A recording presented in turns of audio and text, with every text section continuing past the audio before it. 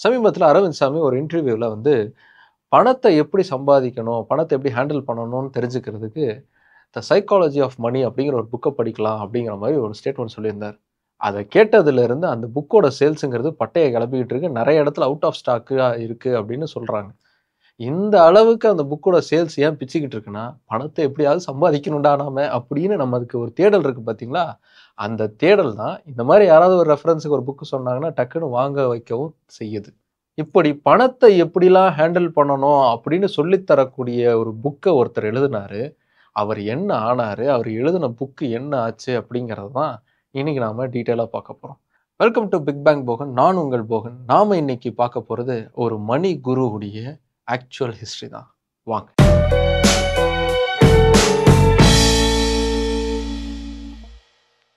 Psychology of money அப்படிங்கிற அந்த book இன்னைக்கு ஃபேமஸா இருக்கலாம்.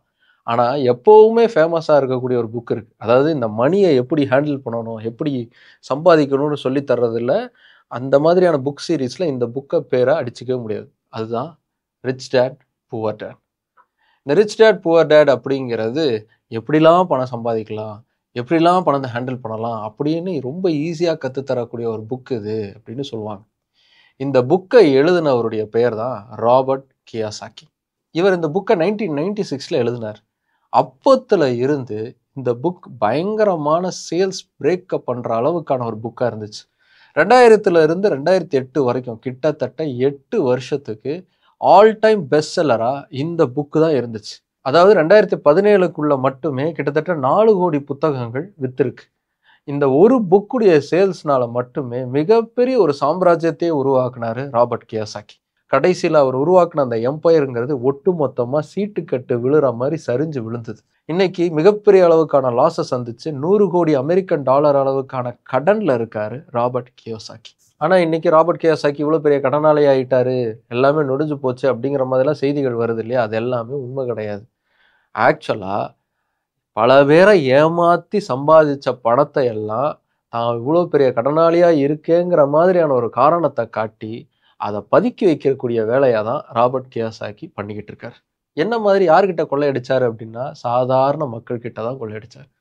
நான் உங்களுக்கு பணம் பண்ணுறது எப்படின்னு சொல்லித்தரேன் அப்படின்னு ஒரு கிளாஸஸ் எடுக்க போறேன்னு சொல்லி அந்த மாதிரி கிளாஸஸை வச்சு மட்டுமே ஏகப்பட்ட கோடியை சுருட்டியிருக்காரு ராபர்ட் கியோசாக்கி.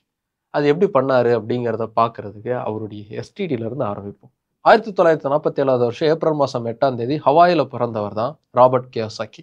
ஜப்பான்ல இருந்து அமெரிக்காவுக்கு வந்து செட்டில் ஆன குடும்பத்துல 4வது தலைமுறையில பிறந்தவர் தான் ராபர்ட் கியோசாக்கி. அவருடைய அப்பா ரால்ஃப் கியோசாக்கி ஒரு ஆசிரியரா இருந்தார். அரசியல்லையும் அவருக்கு ஈடுபாடுங்கிறது இருந்துச்சு. அவருடைய அம்மா மார்ஜோரி கியோசாக்கி ஒரு நர்ஸா வேலை பார்த்துட்டு இருந்தாங்க. படிக்கிற காலத்திலேயே நம்ம ராபர்ட் கியோசாக்கிக்கு பெருசா படிப்பு வரல. கிட்டத்தட்ட ஸ்கூல்ல இருந்து வெளியேற்ற வேண்டிய நிலைமைக்கு அவ்வளோ சூப்பரா அவர் படிச்சுக்கிட்டு இருந்தார். படிச்சு முடிச்சதுக்கு அப்புறமா அவர் என்ன பண்ணாரு அப்படின்னா, அவரே அவருடைய இன்டர்வியூல என்ன சொல்றாருன்னா, 2 கம்பெனில வேலை பார்த்துட்டு இருந்தாரு. அதுல ஒரு கம்பெனில வந்து அவருக்கு $1,20,000 வருஷத்துக்கு சம்பளமா வழங்கிட்டு இருந்தாங்க. அதுக்கப்புறம் அமெரிக்காவுடைய கப்பற்படையில வந்து பணியாற்றுறதுக்காக அவர் போறார். அங்க போய் ஏதோ ஒரு வேலை பார்த்திருக்காரு. அதனால அவர கோர்ட் மார்ஷல் பண்ணி ஆர்மிய விட்டு அவர வெளியே ஏத்திருக்காங்க. அதுக்கப்புறம் திரும்ப வந்தவரு ஜெராக்ஸ் கம்பெனியில ஒரு சேல்ஸ் பெர்சனா வேலைக்கு சேர்றாரு. அப்படி வேலைக்கு சேர்ந்து அங்க வேலை பார்த்துக்கிட்டு, அதுக்கப்புறமா சொந்தமா ஒரு கம்பெனி ஆரம்பிக்கலாம்னு முடிவு பண்ணி ஒரு கம்பெனி ஆரம்பிக்கிறார். அவர் ஆரம்பிச்ச அந்த கம்பெனியுடைய பேர் ரிப்பஸ். இந்த செருப்புலாம் இருக்கு இல்லையா? வெல்க்ரோ வச்ச செருப்பு. அந்த மாதிரி செருப்பு பெல்ட் எல்லாம் தயாரிச்சு விற்கக்கூடிய நிறுவனமா அந்த நிறுவனம் இருந்துச்சு. ஆனா பெரிய அளவுக்கு லாபம் கிடைக்காம அந்த கம்பெனியை இழுத்து மூடிட்டாங்க. அதுக்கப்புறம் ஒரு டிஷர்ட் கம்பெனி ஆரம்பிச்சு டிஷர்ட் விற்கிறதுக்காக முயற்சி செய்றாரு. அதுவும் பெருசா வரல. அந்த கம்பெனி திவாலாயிருது, இழுத்து மூடிடுறாரு. இப்படி 2 தோல்விக்கு அப்புறமா தான் அவர் டீச்சிங் ப்ரொஃபஷனுக்குள்ளே வராரு. அதாவது பணத்தை எப்படி கையாளலாம் அப்படின்னு சொல்லிக் கொடுக்கக்கூடிய முயற்சி எடுக்கிறார். அவர் ஆரம்பிச்ச அந்த கோர்ஸுங்கிறது ஆரம்பத்திலேயே அவருக்கு சக்சஸா மாற ஆரம்பிக்குது. இதுதான்டா நமக்கு கரெக்ட்டா வருதுன்னு அந்த ட்ராக்க பிடிச்சு டிராவல் பண்ண ஆரம்பிக்கிறாரு ராபர்ட் கியோசாக்கி. இப்படி ஒரு கோர்ஸ் ஆரம்பிச்சார்ல, இப்படி ஒரு கோர்ஸ் இவர் நடத்துறாரு அப்படிங்கிறதுக்கு ஒரு வேல்யூ சேர்க்கணும் இல்லையா? அதுக்காக புக்ஸ் எழுதி ரிலீஸ் பண்ணலாம்னு முடிவு பண்றாரு. அப்படியே 1993ல if you want to be rich and happy don't go to school அப்படிங்கிற ஒரு புக்கை வந்து எழுதி ரிலீஸ் பண்றாரு. அந்த புக்ல வந்து உங்க பசங்களை ஸ்கூலுக்கு அனுப்பாதீங்க. அவங்க பணக்காரங்களா மாறணும் அப்படின்னா ரியல் எஸ்டேட்ல அவங்கள வந்து ஈடுபட வைங்க.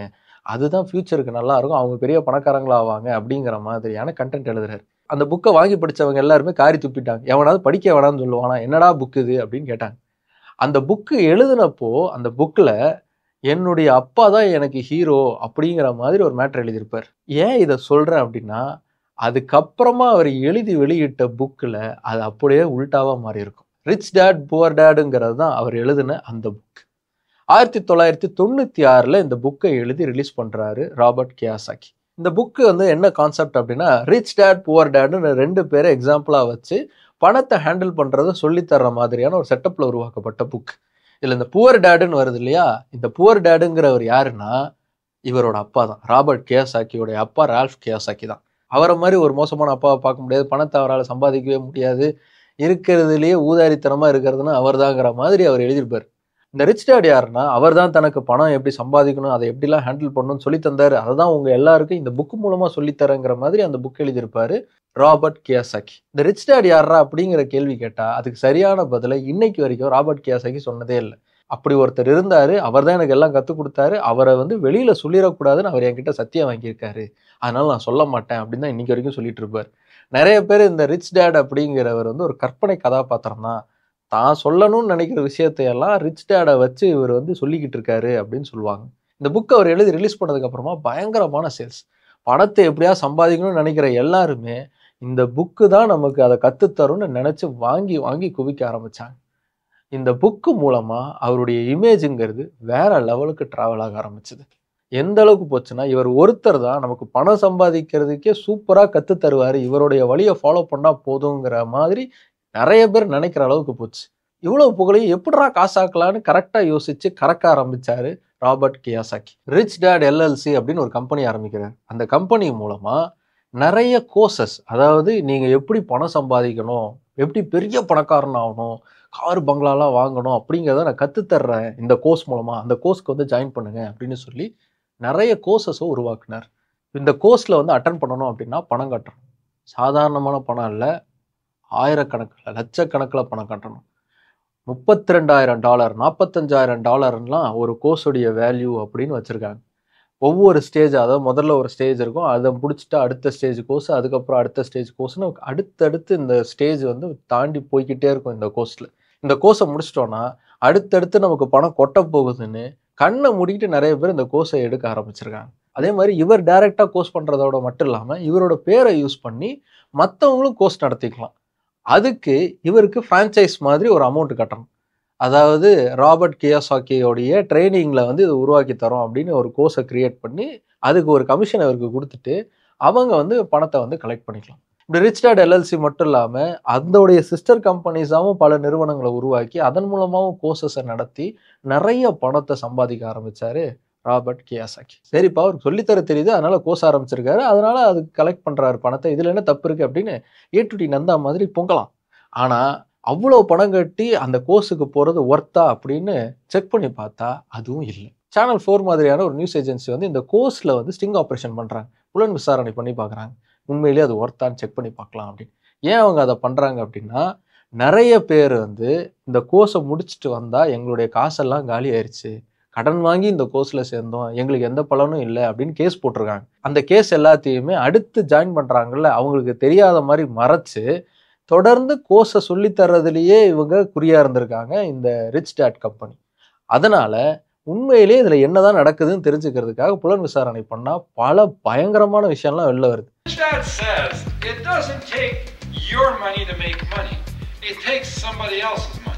இப்படி நீ பணக்காரன் ஆகிறதுக்கு உன்னோட பணம் தேவையில்லை, அடுத்தவன் பணத்தை வச்சு கூட நீ பெருசாக பணக்காரன் ஆகலான்னு குறுக்கு வழியில் பணத்தை சம்பாதிக்கிறதுக்கான வேலையை தான் அவர் சொல்லி தந்துக்கிட்டு இருந்திருக்காரு.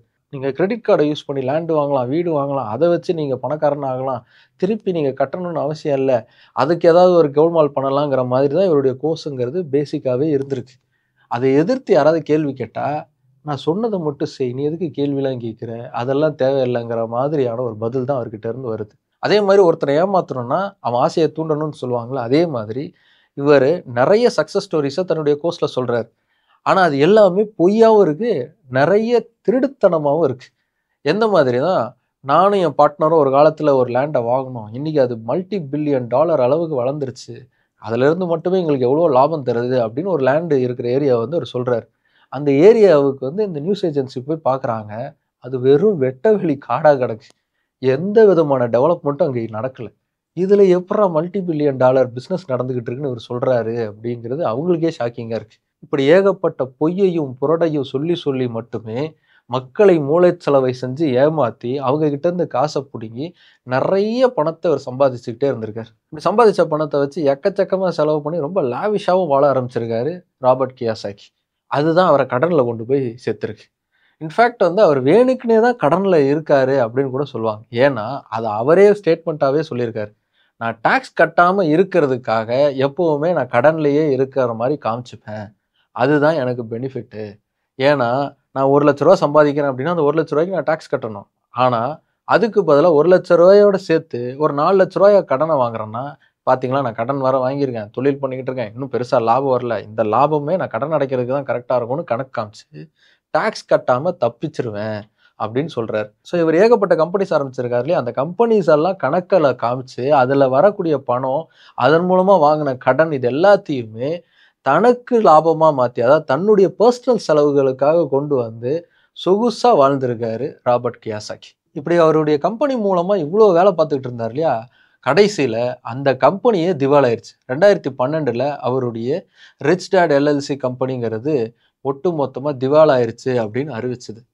இதுக்கு அப்புறமா தான் அவருக்கு இன்னும் ஒரு பெரிய பிரச்சனைங்கிறது வெடிச்சது. என்னன்னா, இந்த ரிச் டாட் எல்எல்சிங்கிற கம்பெனியோட சேர்ந்து லேர்னிங் அனெக்ஸ் அப்படிங்கிற இன்னொரு கம்பெனியும் சேர்ந்து தான் பிசினஸ் பண்ணிட்டு இருந்தாங்க. இந்த கோர்சஸ் எல்லாம் அவங்க தான் வந்து ஹேண்டில் பண்ணிட்டு இருந்திருக்காங்க. இந்த கம்பெனிய இவர் திடீர்னு வந்து திவாலா ஆச்சு அப்படின்னு அறிவிச்சுட்டதுனால, ஏகப்பட்ட லாஸ வந்து லேர்னிங் அனெக்ஸ் சந்திக்க வேண்டியதா போயிடுச்சு. அதனால எங்களுக்கு நஷ்ட ஈடு தரணும் அப்படின்னு கேஸ போட்டாங்க அந்த லேர்னிங் அனெக்ஸ். அந்த தீர்ப்புல 24 மில்லியன் அமெரிக்கன் டாலர் அளவுக்கான நஷ்ட ஈட ராபர்ட் கியோசாகி இந்த கம்பெனிக்கு தரணும் அப்படின்னு தீர்ப்பு வந்துருச்சு. தர முடியாதுன்னு சொல்லி மறுபடியும் வழக்கு போட்டு அதை இழுத்தடிச்சுக்கிட்டு இருக்காரு ராபர்ட் கியோசாகி. இவ்வளோ பெரிய ஃபோர்ஜரியா இருக்கக்கூடிய இவர் தான் பணம் சம்பாதிக்கிறது எப்படி, அதை எப்படி தக்க வைக்கிறதுன்னு சொல்லி ஒரு புக்கை எழுதி அதை எல்லார் தலையிலையும் கட்டவும் செஞ்சிருக்காரு. மோஸ்ட் சக்சஸ்ஃபுல் இன்வெஸ்டரா இருக்கக்கூடிய சார்லி முங்கர் ஒரு இன்டர்வியூல சொல்லியிருப்பார். பணம் சம்பாதிக்கணும் அப்படின்னா இன்வெஸ்ட்மெண்ட் மூலமாவும், சேவிங்ஸ் மூலமாவும், உழைப்பின் மூலமாவும் தான் பெருசா சம்பாதிக்க முடியும். அத விட்டுட்டு, இப்படி புக்க படிச்சா சம்பாதிக்க முடியும். அவங்க சொல்ற டெக்னிக்ஸ ஃபாலோ பண்ணா சம்பாதிக்க முடியும்னு, அவங்க சொல்றத ஃபாலோ பண்றதுக்காக போனோம்னா, அவங்களுக்கு தான் காசு கட்டிக்கிட்டு இருப்போமே தவிர, நம்மளால காசு சேர்க்க முடியாது. நம்ம காசு கரைஞ்சுகிட்டு தான் இருக்கும் அப்படின்னு சொல்லுவாரு.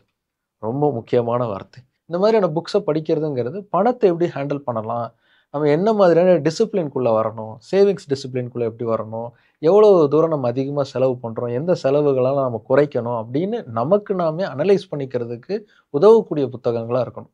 அத விட்டுட்டு, இப்படிலாம் செஞ்சா நீ பணக்காரன் ஆயிருவ. இந்த புக்கு தான் உனக்கு பணத்த சம்பாதிக்க சொல்லி தருங்கிற மாரி மார்க்கெட் பண்றாங்கன்னா, அந்த புக்கு பக்கம் போகாம இருக்கிறதே நல்லது. இன்னும் சைக்காலஜி ஆஃப் மனி புக்க படிக்கல. அதனால எனக்கு அத பத்தி டீட்டெயிலா தெரியல. அந்த புக்க நீங்க யாராவது படிச்சிருந்தீங்கன்னா, அந்த புக்ல என்ன மாதிரியான மேட்டர் இருக்குன்னு கீழ கமெண்ட் பண்ணுங்க. தெரிஞ்சுக்கலாம். புக்க எழுதியே எப்படி கோடீஸ்வரன் ஆறாரு ஒருத்தர் அப்படிங்கிறத பத்தி பார்த்தது உங்களுக்கு ஒரு புதிய புரிதல தந்திருக்கும்னு நெனைக்கிறேன். இது நெறைய பேருக்கு போய் சேரணும்னா, மறக்காம எல்லாருக்கும் ஷேர் பண்ணுங்க. நெறைய பேர் வீடியோ பார்த்துட்டு இருக்கீங்க. இன்னும் சப்ஸ்கிரைப் பண்ணாம இருக்கீங்க. தயவு செஞ்சு சப்ஸ்கிரைப் பண்ணுங்க. பக்கத்துல இருக்க பெல் பட்டனையும் அமைக்கிறங்க. Facebookல புதுசா பார்த்துட்டு இருந்தீங்கன்னா ஃபாலோ பண்ணுங்க. அடுத்து இன்னொரு இன்ட்ரஸ்டிங்கான கன்டென்ட்டோட உங்கள வந்து பார்க்குறேன். பாய்.